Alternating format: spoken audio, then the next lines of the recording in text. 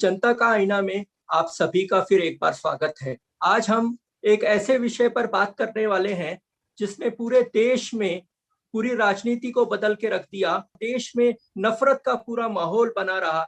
ऐसा विषय जो अयोध्या में राम मंदिर का जो बनाने का भी सुप्रीम कोर्ट ने निर्णय लिया है, लेकिन केंद्र सरकार ने एक कानून बनाया था और उसमें उन्होंने कहा था कि प्लेस ऑफ वर्शिप एक्ट 1991, उसमें उन्होंने ये कहा था कि अभी बाबरी मस्जिद का तो जो भी मसला चल रहा है, अयोध्या में राम जन्मभूमि का मसला चल रहा है, लेकिन इसके आगे कोई भी मंदिर का या मस्जिद का या गुरुद्वारे का मुद्दा निकाल कर के आजादी के पहले यहाँ पर मंदिर था या यहाँ पर मस्जिद था, ऐसी बातें करके फिर देश में एक नफरत का माहौल नहीं फैलाया जाए।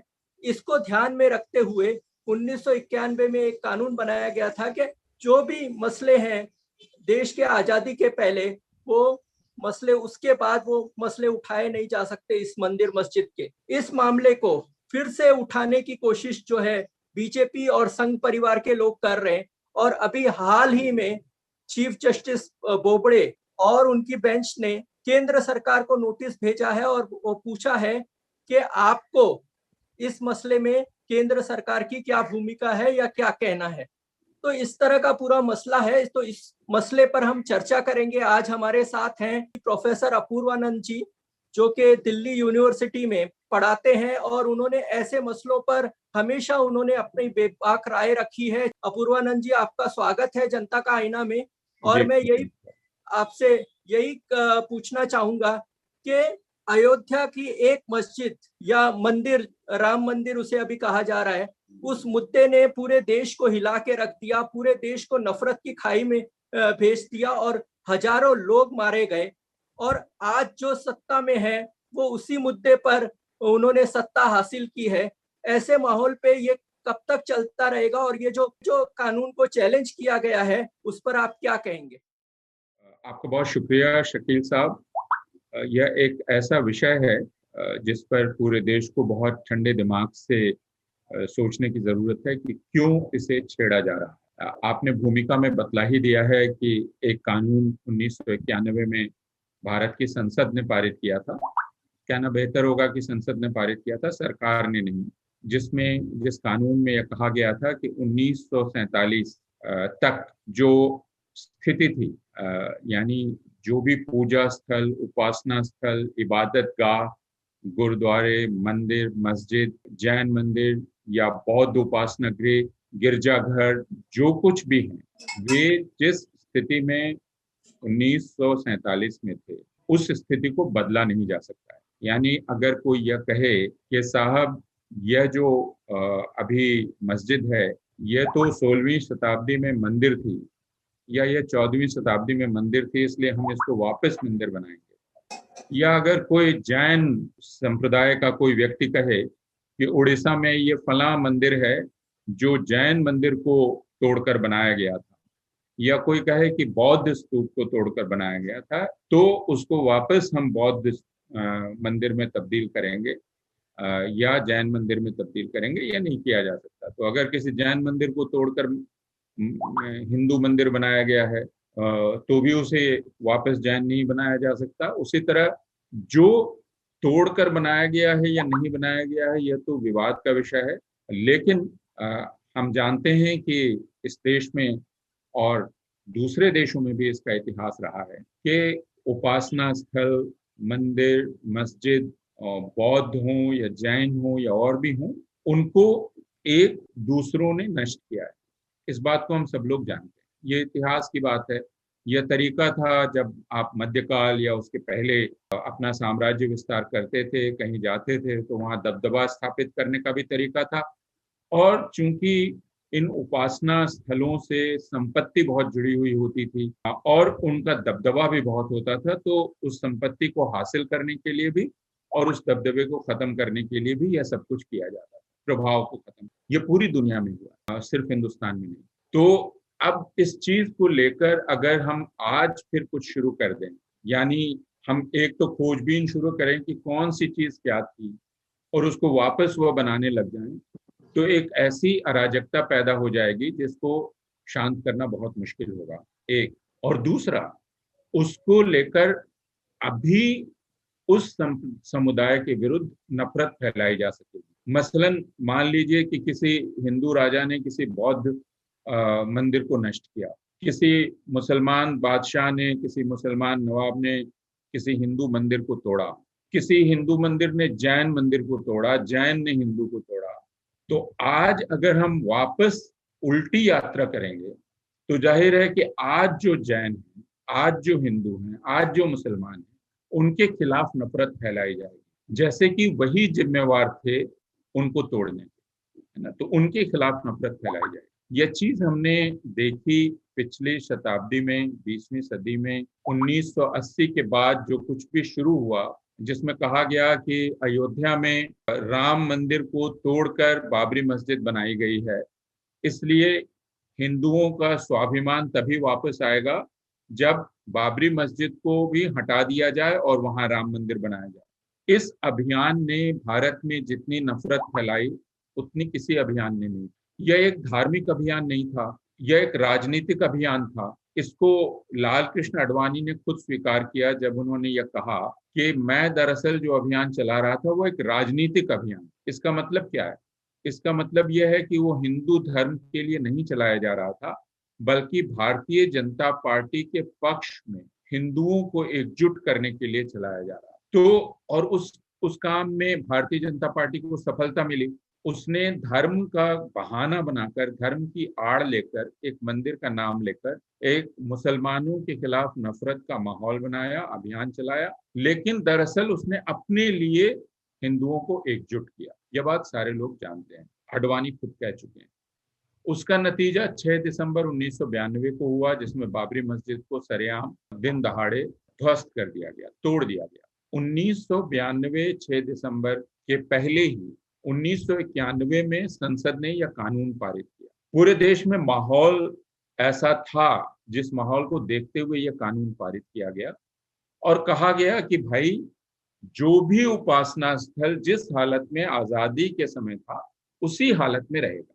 हम सबके पास उपासना स्थलों की कमी नहीं है, हम सब जहां चाहें उपासना कर सकते हैं, पूजा कर सकते हैं, इबादत कर सकते हैं। इसलिए अभी किसी मस्जिद को तोड़कर मंदिर बनाना, किसी मंदिर को तोड़कर जैन मंदिर बनाना, किसी जैन मंदिर को तोड़कर बौद्ध मंदिर बनाना, यह नफरत फैलाने के अलावा, कड़वाहट फैलाने के अलावा कुछ नहीं करेगा। इसी वजह से संसद ने यह कानून बनाया और यह कानून बहुत बुद्धिमत्तापूर्ण कानून था। देर से बनाया गया था, इसको और पहले बनाना चाहिए। उस कानून में गुंजाइश छोड़ दी गई, कहा गया कि यह राम जन्मभूमि बाबरी मस्जिद विवाद पर लागू नहीं होगा, क्योंकि विवाद चल रहा था, अदालत में था, इसलिए संसद ने इसको छोड़ दिया। हालांकि वो चाहती तो इसे शामिल कर सकती। तो यह जो गुंजाइश छोड़ दी, उससे उसने नफरत की एक जगह भी छोड़ दी, लेकिन उसको जाने दीजिए। 6 दिसंबर 1992 को बाबरी मस्जिद तोड़ दी गई, फिर अदालत में मामला चलता रहा। आखिरकार 2019 में सर्वोच्च न्यायालय ने एक फैसला दिया। वो फैसला बड़ा अजीबोगरीब था। हम 2-3 मिनट उस पर खर्च कर लें जिससे हालात को समझने में मदद मिलेगी। सुप्रीम कोर्ट ने क्या कहा? सुप्रीम कोर्ट ने कहा कि यह बात साबित है, यह सुप्रीम कोर्ट ने कबूल किया कि जिसे बाबरी मस्जिद कहा जाता है वह उस जगह पे जहां बाबरी मस्जिद थी वहां 500 साल से ज्यादा से थी। सुप्रीम कोर्ट ने यह भी कबूल किया कि वह जिंदा मस्जिद थी, यानी वहां इबादत की जाती थी, नमाज पढ़ी जाती थी। यह सुप्रीम कोर्ट ने कबूल किया। सुप्रीम कोर्ट ने यह भी कबूल किया कि इस बात के कोई सबूत नहीं है, पक्के सबूत नहीं मिले हैं कि किसी राम मंदिर को तोड़कर उसकी जगह पर बाबरी मस्जिद बनाएंगे। यह भी सुप्रीम कोर्ट ने कहा। फिर सुप्रीम कोर्ट ने कहा कि 1949 को दिसंबर में, नवंबर में उस मस्जिद में हिंदू देवी देवताओं की मूर्तियां चोरी चोरी रख दी गई। यह एक गलत काम था, यह एक अपराध था, जुर्म था। यह भी सुप्रीम कोर्ट ने कहा।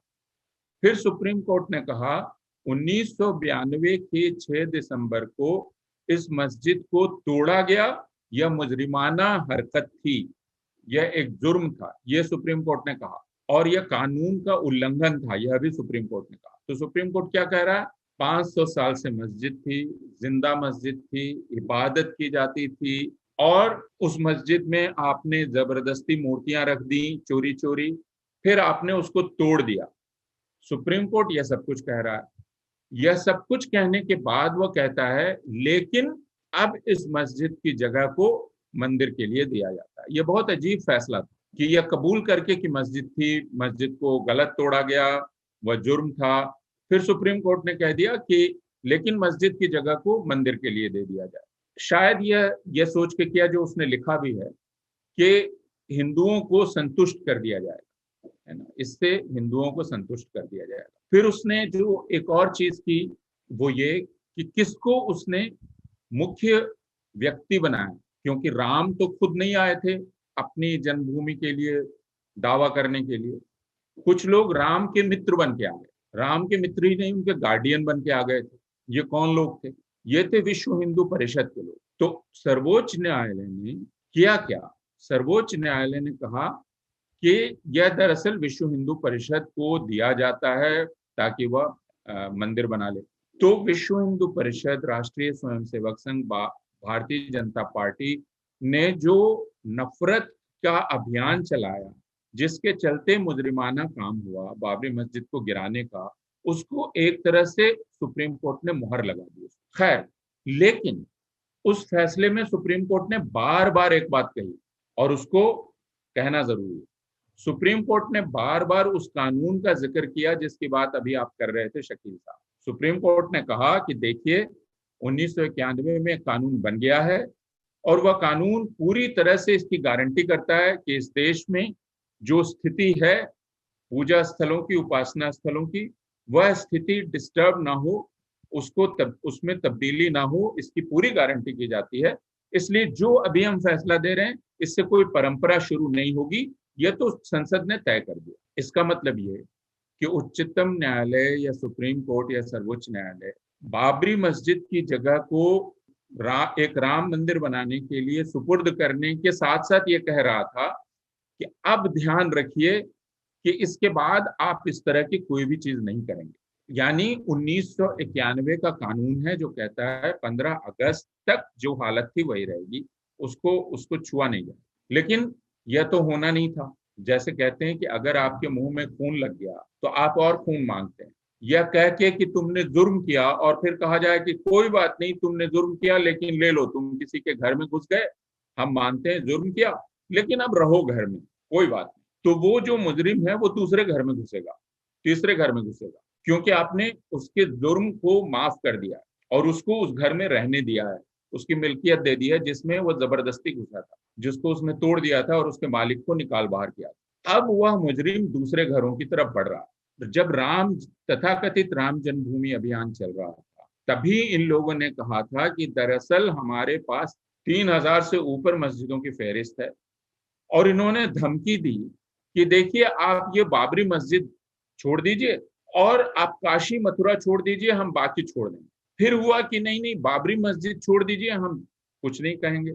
लेकिन जैसे ही बाबरी मस्जिद का फैसला हुआ फिर से शुरू हो गया कि अयोध्या तो झांकी है, काशी मथुरा बाकी। तो अब काशी और मथुरा की बात शुरू हो गई कि वहां एक मंदिर है, वहां 2 मस्जिदें हैं, उनको भी हटाया जाए और उनकी जगह मंदिर बनाया जाए। यह अभियान शुरू हो गया।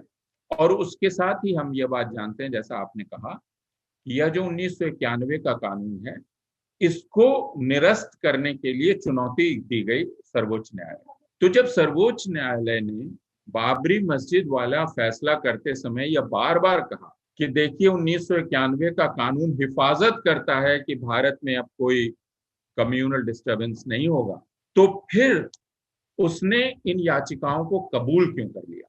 सवाल ये। सर्वोच्च न्यायालय यह भी भूल गया, 5 सदस्यों की बेंच थी, छोटी मोटी बेंच नहीं थी, 3 नहीं थे, 1 नहीं, 2 नहीं, 5। ये एक तरह संविधान पीठ थी। तो फिर यह कैसे हुआ कि उस फैसले को आप भूल गए जो आपने दिया था और आपने नोटिस जारी कर दी केंद्र सरकार को कि आप 1991 के कानून के बारे में अपना रुख बताइए। तो इस तरह सर्वोच्च न्यायालय ने एक बहुत ही परेशान करने वाली हालत पैदा कर दी है, जिसमें उसने इस बहस को फिर से खोल दिया है और 2019 में जो उसने नाइंसाफी की थी उसके बाद नई नाइंसाफियों का रास्ता भी उसने खोला है। अब हमें सिर्फ यह देखना है कि केंद्र सरकार क्या नोटिस का जवाब देती है। केंद्र सरकार विश्व हिंदू परिषद आरएसएस की ही केंद्र सरकार है, तो वह क्या नोटिस का जवाब देगी इसका अंदाज ही किया जा सकता है। लेकिन सर्वोच्च न्यायालय क्या करता है ये महत्वपूर्ण होगा। उसके भी पहले यह जरूरी होगा कि हम और आप क्या सोचते, क्या हम इस याचिका के पीछे जो शैतानी छिपी हुई है और सर्वोच्च न्यायालय ने जो नोटिस जारी किया वो टेक्निकली ठीक हो सकता है कि भाई हमारे पास लोग याचिका कर रहे हैं, हम क्या करें, हमने तो सिर्फ नोटिस जारी किया, हमने तो अभी फैसला दिया नहीं, हम सुनेंगे, सबको सुनेंगे। लेकिन आपने ही एक बहुत महत्वपूर्ण मामले में बार बार उसका उल्लेख किया, तो आप एक बार उसको देख लेते, क्या ये नोटिस जारी करने लायक मामला था, क्या ये याचिका स्वीकार करने लायक भी थी, मामला ये है। बहुत बहुत शुक्रिया आपका जनता का आपका आईना से बहुत बात शुक्रिया। करने के लिए। शुक्रिया जी, धन्यवाद।